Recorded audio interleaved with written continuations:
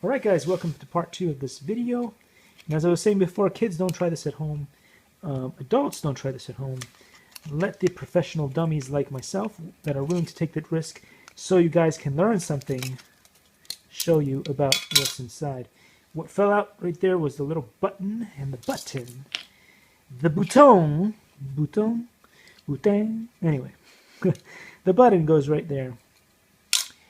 And so these are two, I believe, LiPo batteries.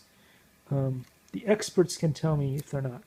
Anyway, they're all connected up to this thing, and this thing allows you to charge it through this port, and then you can connect all of your devices to the USB. And so what you have here is a very cool chip board in there, and I think it does some sort of modification so that the voltage is correct. Likey